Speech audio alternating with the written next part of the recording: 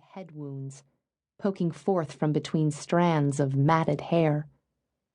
The 7-year-old boy had told the policeman in so many words about the man in the black knit mask who came up from behind and struck his mother several times, then disappeared out the back door.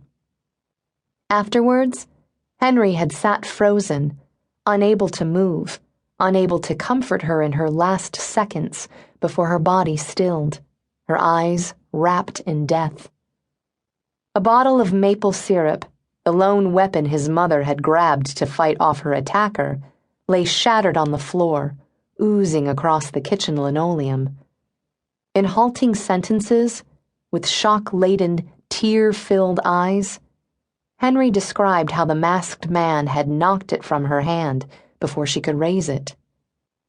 It now sat impotent on the ground, like a cold revolver stuck in the deepest reaches of a holster, never given the opportunity to be of service.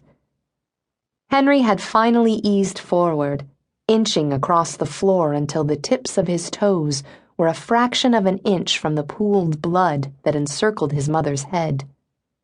He reached over and touched her ashen face, then poked it, despite the policeman's admonishment to stay back from her body. At his tender age, the finality of death was little more than an innate concept, like when an animal in the wild knows that one of its own kind is no longer among the living. The policeman, after having waited in the living room with Henry, walked outside into the winter evening. Moments later, he pushed open the door and then stepped aside so another man could enter. Walton McNally's eyes instantly settled on the center of the kitchen floor, taking in the violence laid bare before him. A grocery bag dropped from his hand, glass bottles within shattering as it struck the hard floor. "Doris?" He rushed to her side, caressed her face, felt for a pulse, couldn't stop staring at her head wounds. "Sir," the cop said. "Mr. McNally, don't touch the body." McNally's Adam's apple rose sharply, then fell. Ignoring the cop's directive, he lifted Doris's hand and brought it to his lips, kissed it, and then started whimpering. He became aware of his son and pulled his gaze from his wife's irreparably injured and abnormally still body. "Henry, what happened?" The boy's eyes coursed down to his mother. His lips made an attempt to move, but no sound emerged. But there was little doubt as to what had transpired.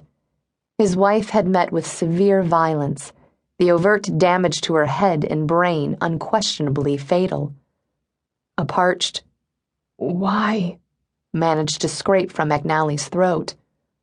"Who?"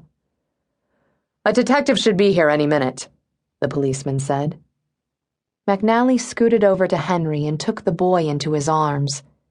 His life had been turned upside down, destroyed. His mother, his maternal presence, ripped from him like a doe taken down by a lion while her fawn watches. McNally swallowed hard.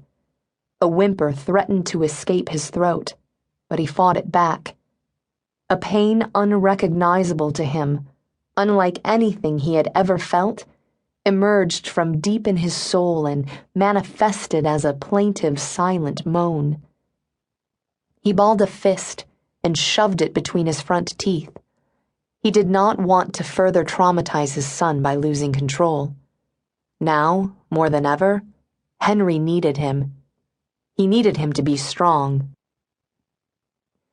A detective arrived 20 minutes later. Dressed in a charcoal suit with a narrow tie and a black fedora tipped up off his forehead, he stepped into the kitchen through the back door and surveyed the room. Henry was seated in his father's lap on the floor, against the far wall. The side of the boy's head rested against his dad's chest, a gathering of shirts stuffed into the palm of his left hand. "I'm Detective George O'Hara. You're Walton McNally?" "Yes, sir." O'Hara knelt carefully beside the woman's body and felt for a pulse. "So what happened here?" "I came home about 25